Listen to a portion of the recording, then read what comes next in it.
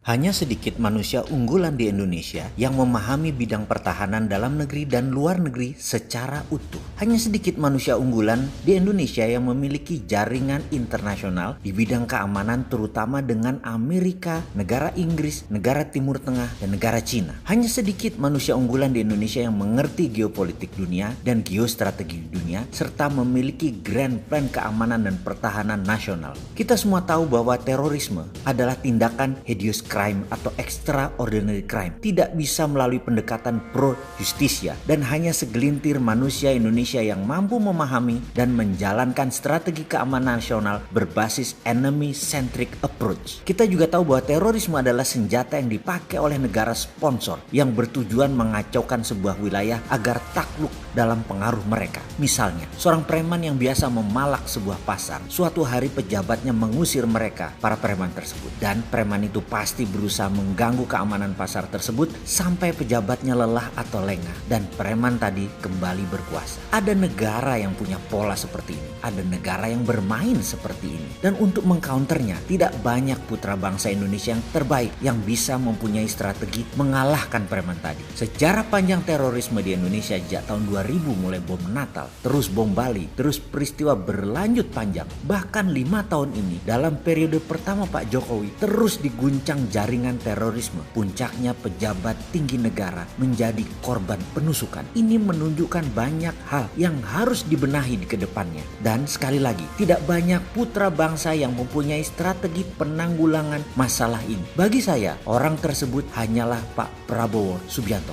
Dia sudah memiliki semua grand design bagaimana membuat negara Indonesia aman dan memiliki strategi membangun pertahanan negara yang kokoh. Konsep dan strategi beliau hanya pas kalau beliau sendiri yang menjalankannya. Dialah orang yang paling tepat mengawal Pak Jokowi 5 tahun ke depan dalam bidang pertahanan. Saat ini negeri Indonesia ini butuh seorang Prabowo, butuh seorang Prabowo aktif di dalam pemerintahan. Selesai semua masalah keamanan dan pertahanan negara. Jayalah Indonesia.